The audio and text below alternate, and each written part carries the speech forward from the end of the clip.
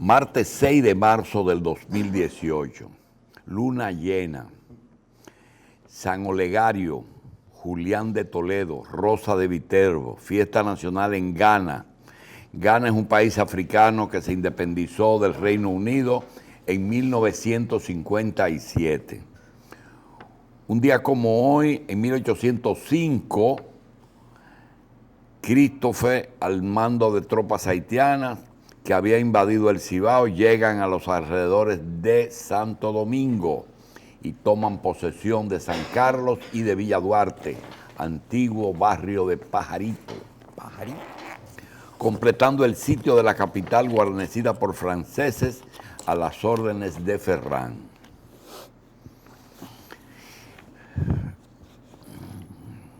En 1850 se firma un tratado de amistad y de comercio entre Gran Bretaña y República Dominicana, entre la independencia y la restauración. Y en 1897, un 6 de marzo, muere Salomé Ureña de Enríquez. Un día como hoy, en 1460, Portugal le cede las Canarias a España. Un día como hoy, nacieron Ramón Valdés, que no es el del Chavo. No es don Ramón. No, este es Ramón Valdés Gómez. Un día como hoy nació Rubén Darío Cruz Hubiera. Rubén Darío Cruz Hubiera es Rubén Toyota, que es el senador por tercera ocasión en Atomayor y que, por cierto, se ha convertido en un líder local. Rubén Toyota, Juancito Sport. Aquí hay una serie de... No, de la gente que termina identificándose por el negocio. ¿Se convirtió en líder después de ser senador? No, Antes de ser senador. no, después de ser senador. Y Milce Victoria de Peña Díaz, Adelaida Orestes, Julio Martínez, hijo de Julito Martínez,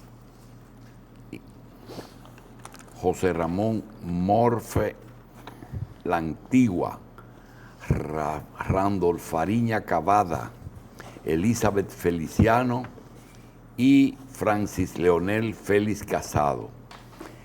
Esas personas son gerentes de L&R Comercial.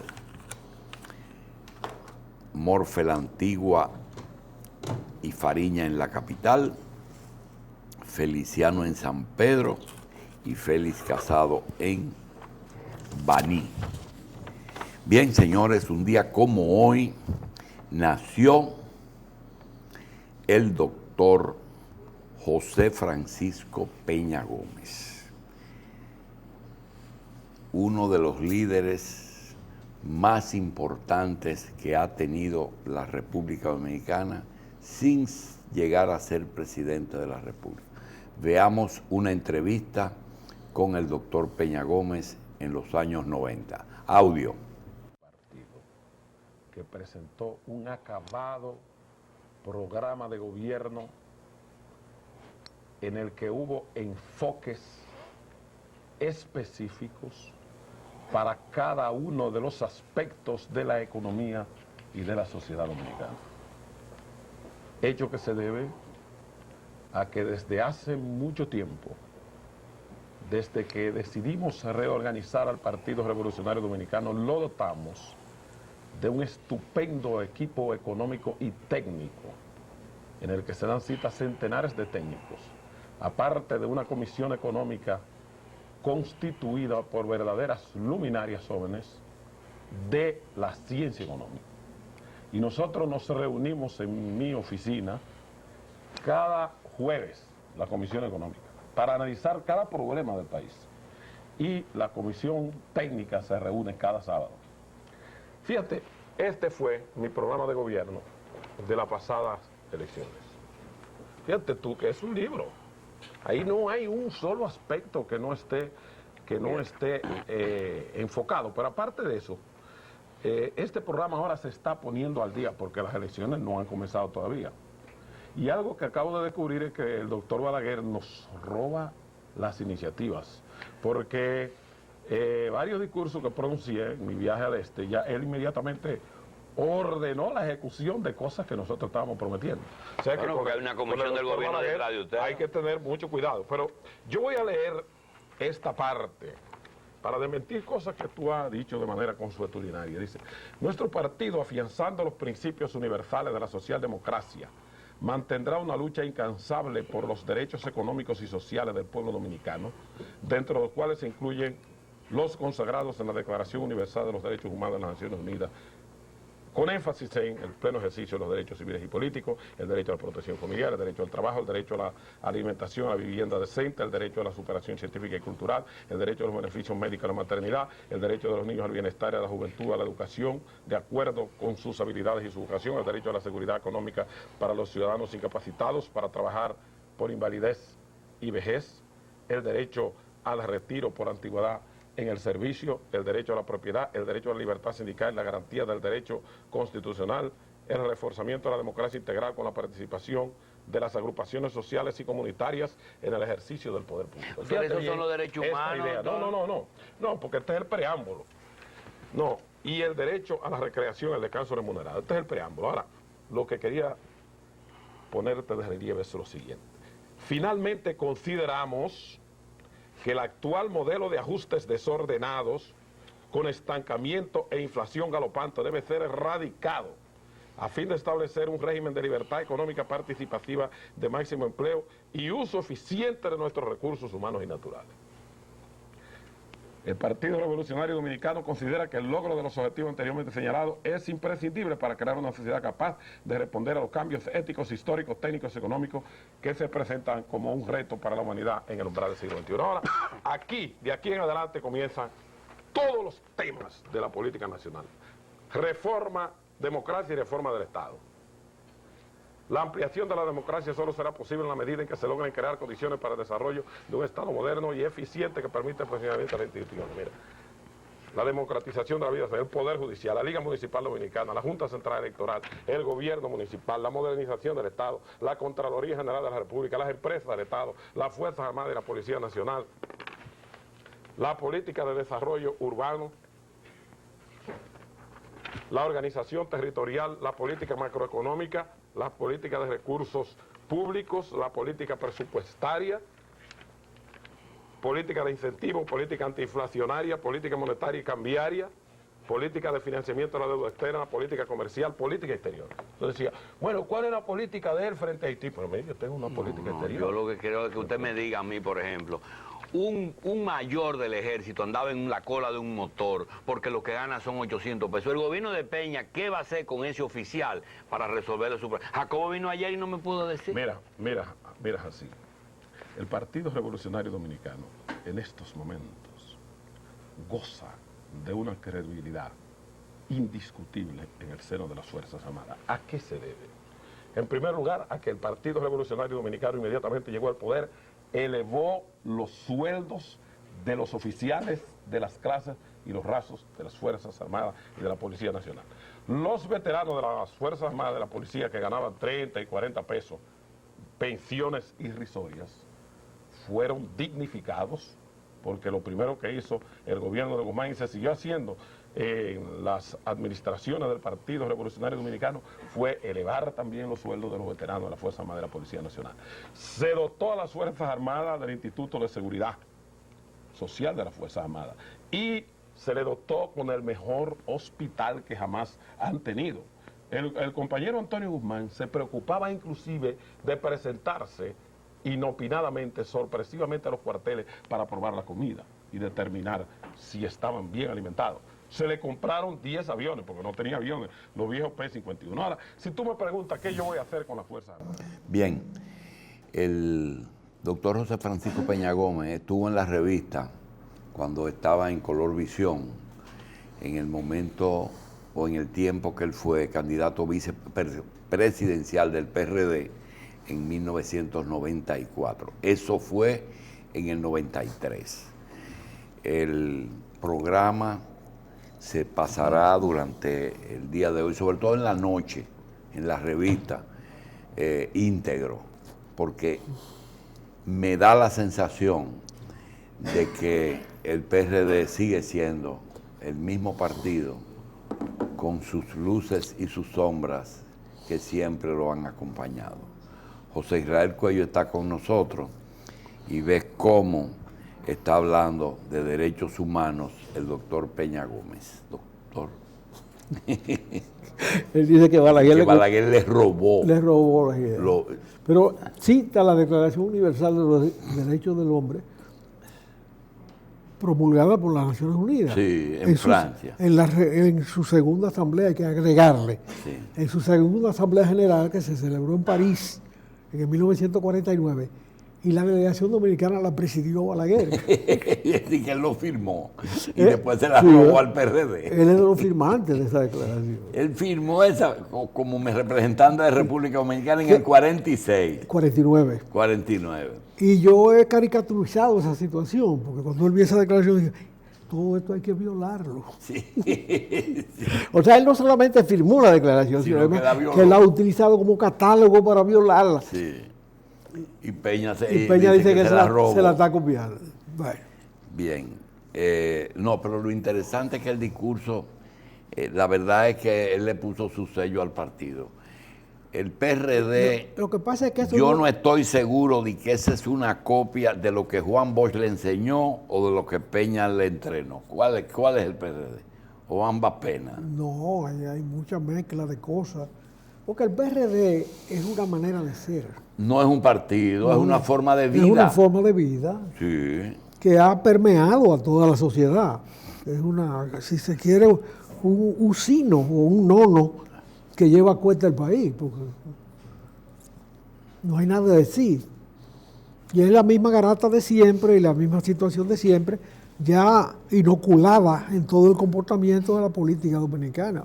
Contrariamente a las cosas que decimos aquí con respecto a la izquierda dominicana, que quizás con José Israel sería ideal discutirla, pues nosotros no lo hacemos. Con quien más hablamos del tema es con el doctor Junior Espinosa, que oyendo uno el tema del PRD, se me ocurre decir que la izquierda no era una organización política determinada. Fueron muchas organizaciones, pero lo importante es que esa era una forma de pensar, una forma de vida que nunca logró el poder, pero sí logró impulsar e inocular una serie de ideas que sí en eso tuvieron, Carlos, éxito. Por ejemplo, el que no era de izquierda y era joven en la época esa, teníamos un complejo de culpa. Pero ¿cómo es posible si una cosa como esto era lo ideal? A mí una vez me preguntó Euclides, para identificarme, dime una cosa, el 24 de abril de 1965, ¿dónde tú estabas? Y le dije, bueno, yo estaba en el Pony comiendo, en el momento que Peña hizo la locución. Dice, y durante la revolución, entonces él estaba cuestionándome, porque el que no estaba en un comando o en el edificio Copelo, posiblemente era un traidor. Entonces, había un complejo de culpa para el que no. Otra cosa, ser rico era sinónimo de ser oligarca y tutumpote.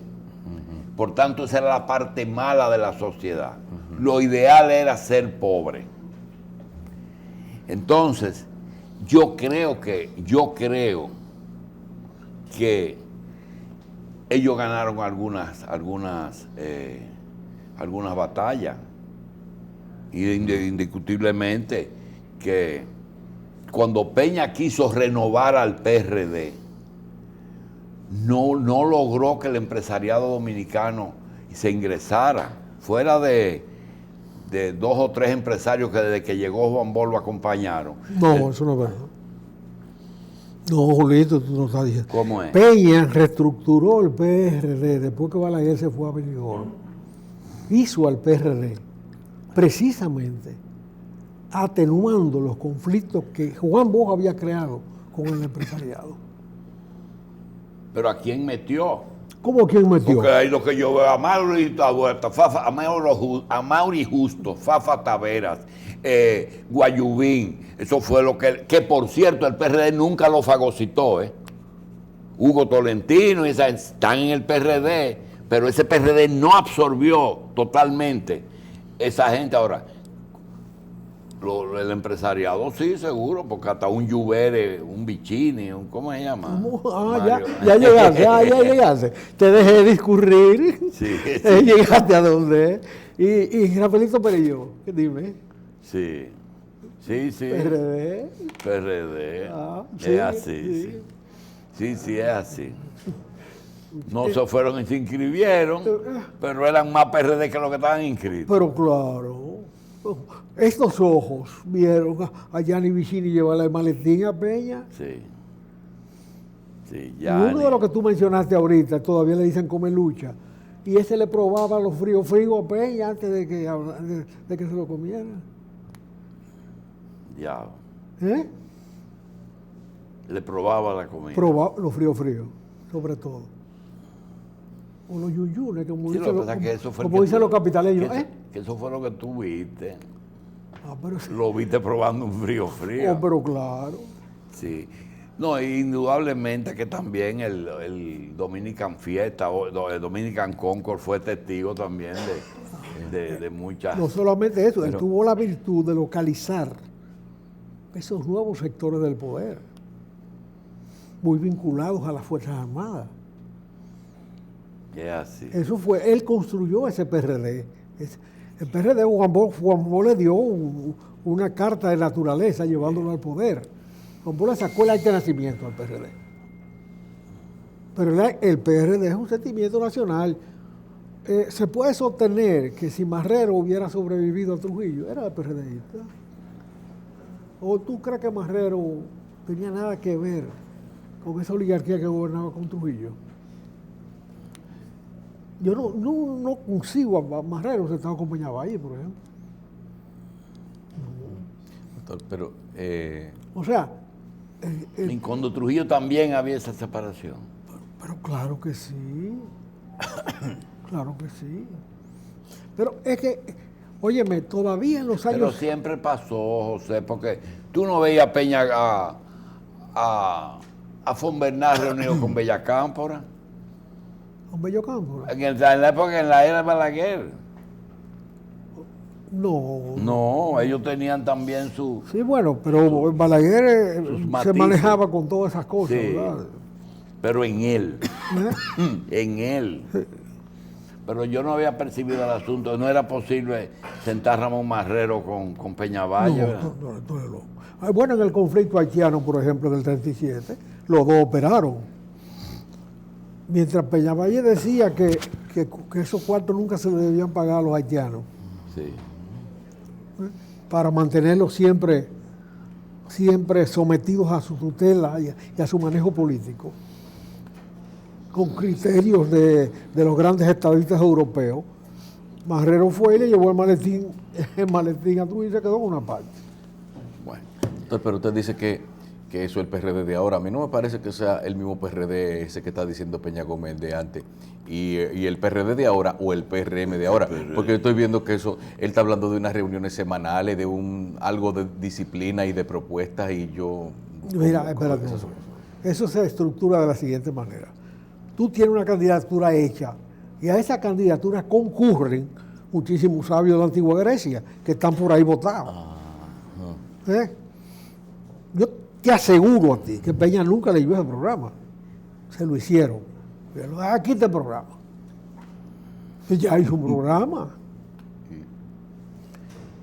Sí, pero el espíritu Tú coges eso Pero- y le quitas pero, el audio y tú crees que está hablando de la ley de partido. Sí, Tú sí. hablaste del espíritu, viene al caso el bumper de camión, el área de Trujillo. El mismo espíritu. Exactamente. Sí. Uno que puso el Sí, espíritu el de Lili. espíritu del diablo. No, le puso el espíritu de Lili. Ajá. Y le dijeron, ¿qué significa eso? No, quítame ese bumper. No, porque los camiones llevan, Sí, llevaban siempre unos letreros. llevaba siempre. unos letreros. Entonces el hombre le dijo, está bien. Le quitó, le cambió y le puso el mismo espíritu. Volvieron y ya le llamaron la atención, sabemos lo que usted está bien. Le puso el mismo.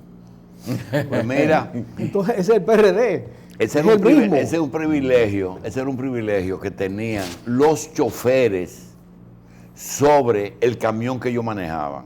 No era el dueño el que ponía el letrero. No, era el chofer. Era el chofer. Nosotros teníamos en el 51 un chofer que viajaba del Cercado a la capital. Él era sanjuanero, se llamaba Ramón García. Y le puse un letrero que no quiero decir lo que decía porque me da vergüenza decirlo. Él se iba largos trechos, durmiendo. Se sabía la carretera No. de memoria, así, porque antes no estaban asfaltadas. Ajá. Entonces lo oía el ruido. Y, Ay, Dios. sí, es así. Se conocía el cacajo. El El cacajo de cada pedazo. óyeme, salió en la página 3 del Caribe, en aquella época. Chofer durmiente vuelca camión. Decía, Chofer durmiente. chofer durmiente vuelca camión. Yo debo tener todavía por ahí el Caribe ese. Ay, Dios mío. Señores, hablando de la izquierda y hablando, nosotros dijimos, nosotros no decimos lo que nosotros queremos, sino lo que nosotros creemos. Yo dije, el tema haitiano va a ser el elemento más importante de esta campaña. Pues esto está en condiciones que tú tienes ya, inclusive una primera página por ahí que dice que sectores conservadores y liberales. Yo estaba pensando que estábamos en Colombia, pero era de aquí que estaba hablando. Sí.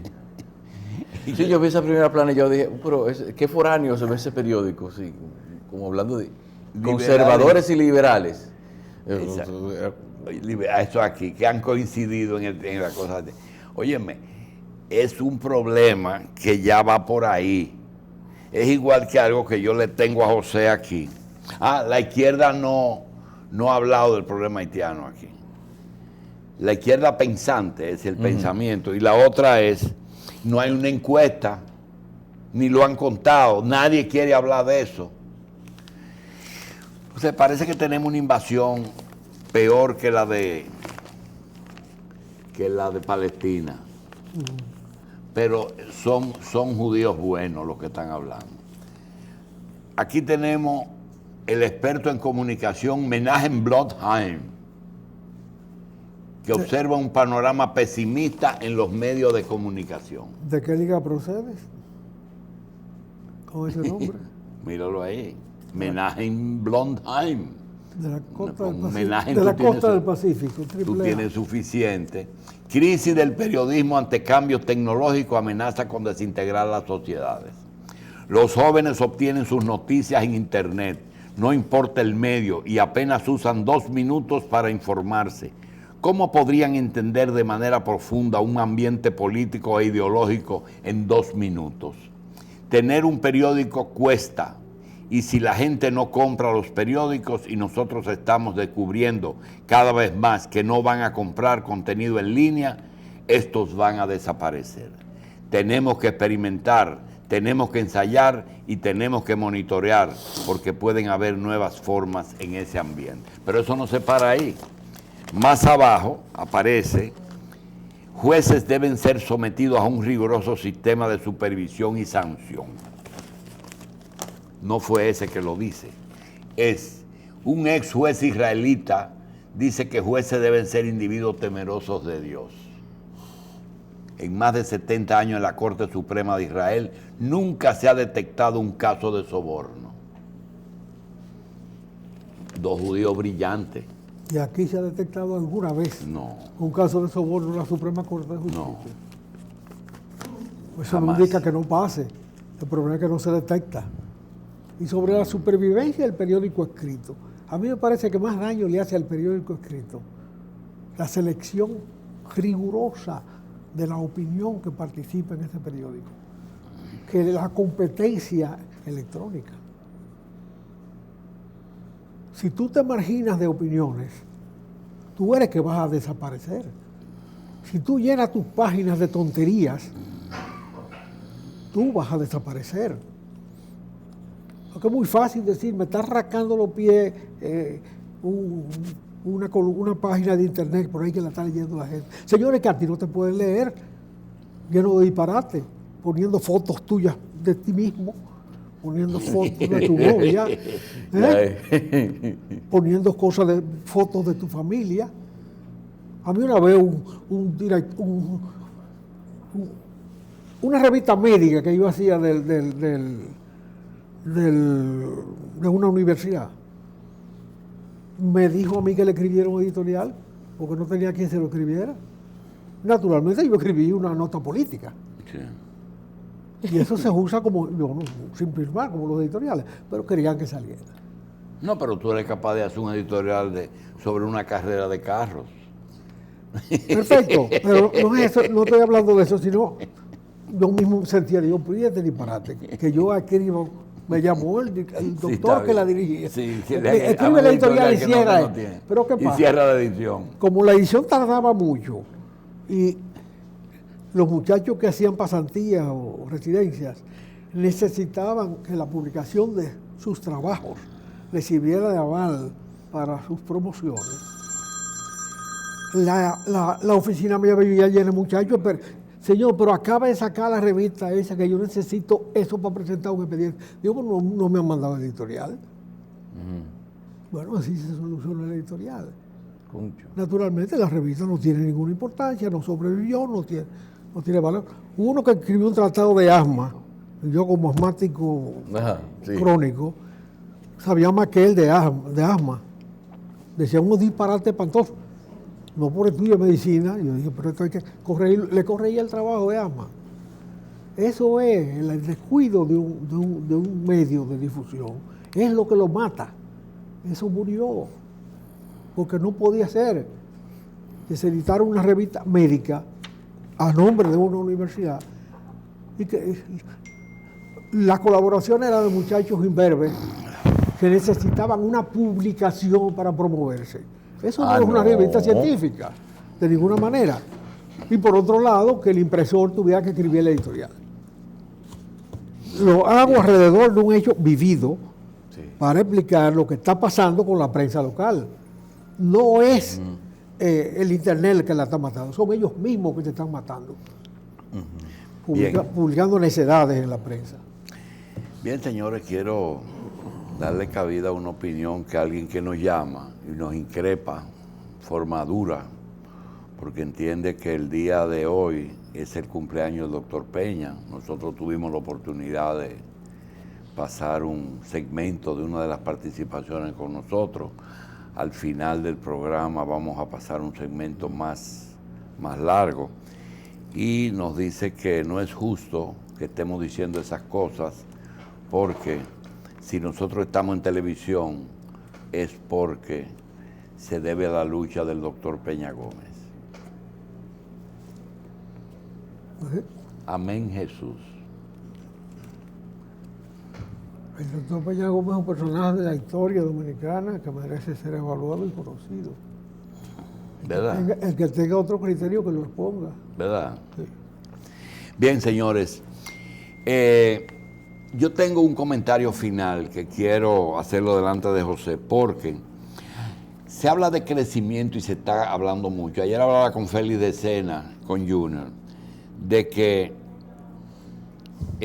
no solamente creció el país, no solamente creció la población, no solamente creció el gobierno, el empresariado. Tenemos un mundo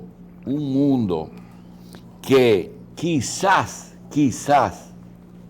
los organismos fiscales andan detrás de ese mundo. No digo que están ignorados totalmente, pero En los últimos 30 años, me refiero a partir del 86 más o menos, porque no hay un momento que tú puedas decir aquí arrancó tal cosa. Han ido acumulando riqueza y aquí hay unos ricos que tienen patrimonios inimaginables, que usted no se lo imagina, personas que usted lo ve o ve sus negocios y no te imaginas la dimensión de esos negocios. Miren, por decir alguno, los suplidores del Estado. El suplidor del Estado no es solamente el yo te suplo, voy donde yo casta. No es eso. Yo te financio, tú me pagas, lo único que, presidente, yo le despacho, pero págueme. Eso es una conversación muy común a principios de los gobiernos. Yo le despacho, pero págueme. Y otra cosa, yo te doy lo tuyo. El mejor ejemplo es Odebrecht y el Ibarnista. Son los dos ejemplos más que tú puedes hablar con ellos porque no es un secreto. Odebrecht tenía el contrato, financiaba, ganaba con el financiamiento, que todo el mundo no lo tenía, y hacía la obra. Tengo una diferencia con José que yo creo que la hacía bien. José dice que por lo menos en una presa debió negarse a hacerlo por innecesaria, pero ese no es el tema. El tema es... Se graduaron ellos y en la carretera de Casabito. Se graduaron muy bien, pero lo que quiero decirte es que el mismo Barnett, esto terminan diciendo lo que uno tiene que comprar, lo que el Estado tiene que... Mira, esta es la caja de Navidad de este año. Eso es lo que tú tienes que agarrar. Una botella de romo, 2 libras de arroz, 1 libra de ajo, una qué sé yo qué. Y ellos son los que dicen lo que... Los suplidores mandan en este país. Así de sencillo. No, eso no es cierto. ¿Cómo? Los suplidores tienen mucha fuerza, pero el aparato burocrático del Estado tiene su parte. Pero porque ellos le dan su parte, ¿Eh? porque ellos son partícipes de eso. Pero claro. Ahora fíjate, las escuelas hubo que rifarlas. Las escuelas hubo que rifarlas. Seguro. Se creó un modo Fue a echarme un tollo. que se hizo política rifando. Y se demostró que un ingeniero recién graduado que tiene la suerte de ganarse una escuela no puede comprar una jipeta con el inicial. No debe hacerlo, ¿verdad? Pero bueno, terminan pegando un tiro. Almacenista de por ahí arriba. Pero espérate un momento, Jorge. Pero ¿dónde apareció la parte de la burocracia? En los solares. Ah, no, tú te ganaste, tú busca el solar. Tú como ingeniero buscaba el solar. Y entonces el negocio lo hacía el que manejaba la operación. Eso es tan sencillo, siempre aparece su parte.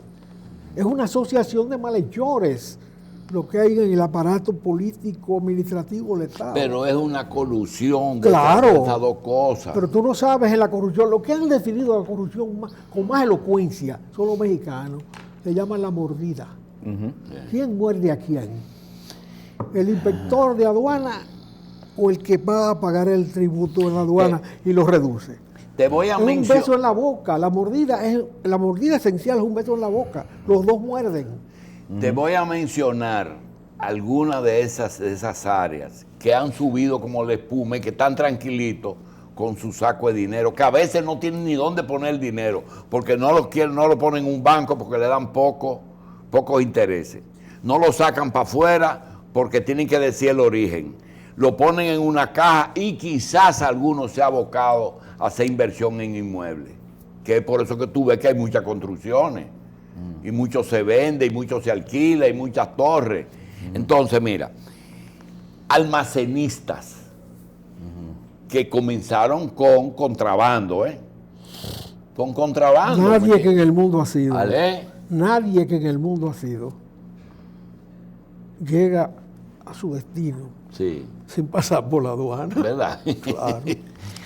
Esa es la fuente de la diferencia en la competencia está en la aduana. Bien, si la aduana es benigna, tú ganas más. Sí, pero tú tienes que aceptar algo que tú no has aceptado nunca, que Kiko y Miguel introdujeron una nueva costumbre ahí. Y es, yo no dije si es buena o mala, pero para todo el mundo había la misma medida. Pero ¿y por qué, Para todo el mundo era ¿por buena. qué tú dices que yo no lo he dicho? Porque tú entiendes que ahí también habían elasticidades. Bueno, la elasticidad es la más alta política. Olvídate de eso. Olvídate de eso. Balaguer tenía una costumbre, eso me lo contó Kiko a mí. Le daba muchísimo papel a la gente. Sí, sí. Déjale, atiéndame a este señor con la gentileza acostumbrada. Y yo, o sea, eso no era la cosa. Pero Kiko tenía una seña. Él la recibía, le echaba en una gavetilla, en la noche le preguntaba a Balaguer, esta vale y esta no vale. Es el rabito. Sí, pero Y entonces aguantaba la cajeta de un favorito que se sentía preterido. Sí. Él tenía que aguantar eso. sí, pero yo tengo Pero que esos son detalles menores. yo tengo que justificar eso. Un dominicano que viene con una ley que dice que si trae la registración, que sé yo qué va. Ajá. Ese muchacho pasó las 1001 noches con Vicente Sánchez Baret, que quien dirigía eso era un cuñado de él, por cierto, que fue hasta fiscal de la capital, el que lo ayudaba en esas gestiones. No me acuerdo cómo se llamaba. Alexis. Ok. Óyeme, pasó las 1001 noches. Y un amigo mío del gabinete de Hipólito trajo un Lincoln Town Car. Vicente, ¿qué tengo que hacer para sacar el Lincoln? Fulano, ve y búscalo. Pero ve, ¿dónde que está en Jaina? Ve y búscalo, ya ve donde el colector y búscalo. Tú tienes la llave, sí, búscalo. Después arreglamos. Entonces lo que te quiero decir es que no es justo eso. Sí, pero un carro exonerado es un favor que se hace. La Pero ley lo prevía, José. No, puede ser, pero puede ser localizado. Ese no es el problema. El problema no es un carro exonerado, el problema es negocios que te diferencian. Seguro, el trato Aquí indiferenciado. hubo un momento supremo en la aduana y le pido excusa al director de aduana que está sentado ahí, ahora lo acabo de ver, porque le estamos haciendo la agenda Sí, y eso no es correcto. no es justo. Pero o sea, hemos caído en el tema. La diferencia está cuando un momento se feminizó la aduana, Sí, ¿verdad? Se satisfizo la demanda Sí. femenina de una participación en este asunto. En que el desorden era tan grande que un gran importador en este país, de siempre, de varias Sí. generaciones, dijo, yo no importo porque yo no me voy a envilecer importando para no ganar. sí. Porque ya los precios aquí eran iguales que en Miami. Como todo el mundo entraba Por sin, otro lado. sin pagar, pues competían al nivel de costo real. Y lo correcto es discutir al nivel de costo real pagando todo el mundo, no pagando. Entonces él se sustrajo, dijo, yo no negocio ahora. Pero eso es en la época en que la aduana era el primer recaudador. Ahora el hombre es magín, ¿verdad? Entonces, siguiendo en esa gente que se ha hecho rico, prestamista con cheque, 5 para 6, 5 para 6, ¿Qué es eso? te presto 5,000 y tú me pagas 6,000. Ajá. Eh, No ha sido víctima de esa tiranía, ¿verdad? Prestamista con cheque. no, nosotros somos víctimas del cambio en la San Martín no me lo deposite hoy, Ajá. que voy a pagar la nómina, deposítamelo el lunes. Ujú. No, pero te cuesta un 1 diario hasta el lunes. Ah. Sí, si es hoy es un 1, si es el sábado y domingo son 3. Entonces, tú- Y el domingo produce. sí, no Genera importa, riqueza. ahí no hay Pero- es como la cosa pero- nocturna. Los cuartos no tienen bien esa. no. La deuda no tiene bien el Es santo. que usted hace un préstamo y usted encuentra que no dice, ok, esto va a pagar tanto anual exceptuando los fines de semana, ¿no? O sea, todo el Óyeme, tiempo el dinero está generando Óyeme, interés. Pero vamos un comando constitucionalista llegó a un acuerdo con los bancos y le protegían los bancos. Abrieron una sucursal, específicamente el Banco Popular Dominicano, que tenía poco tiempo, y llamó a sus clientes y le dijo, ustedes tienen aquí lo que ustedes quieran, lo que ustedes quieran. Y ahí en la Leopoldo Navarro abrieron la sucursal y todos los clientes íbamos ahí y nos daban Sí, yo vi una nos daban foto. sobregiro. ¿Tú sabes lo que pasó el día que se firmó el pacto? ¿Qué? que te llamaron. Ven fírmamente y pagaré. Y búscame una garantía solidaria. Ay, Dios mío. Oye, con un título de propiedad sin gravamen. Eso tenía un componente que te calcularon los intereses desde el 24 hasta ahí. Ajá. Sigo. Almacenita, pretamita con cheque, 5 para Exacto. 6. ¿Qué más falta? Repuesto nuevo y usado. Ajá. Mucha gente con mucho dinero de eso. Suplidores eléctricos, los clústeres. Ajá. La farmacia era un negocito que vendía 100 pesos diarios. Ahora son cadenas de farmacia que venden millones y millones de pesos diarios. Los drinks. Ajá. Pero no el drink donde tú vas a comprar una botella de vodka, no. Los suplidores de drink. Ajá. De bebida alcohólica. Los suplidores de drink. Los mayoristas de bebida alcohólicas, que son eso. Naturalmente, este es un negocio que no ha sido lo suficiente. La más te hablan de zona franca, pero mira, los call centers, eso es una cosa del otro mundo. Y no hablemos de las pacas. No hablemos de las pacas.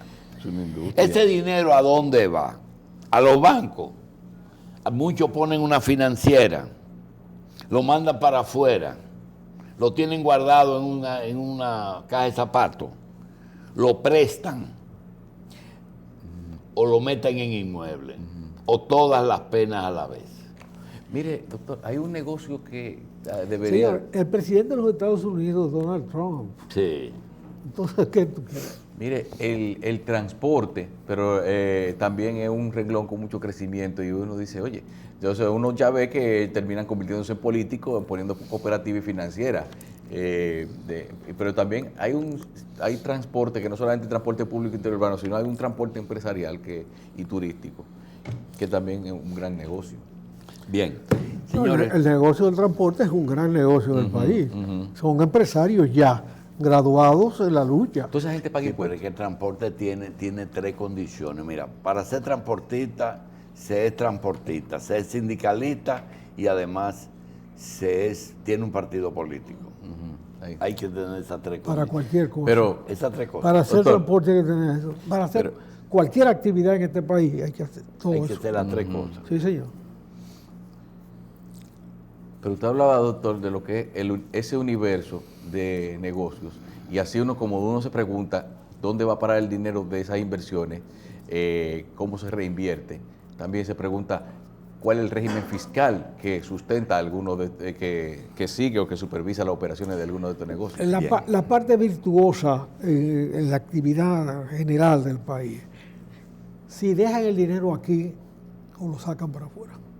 Sí.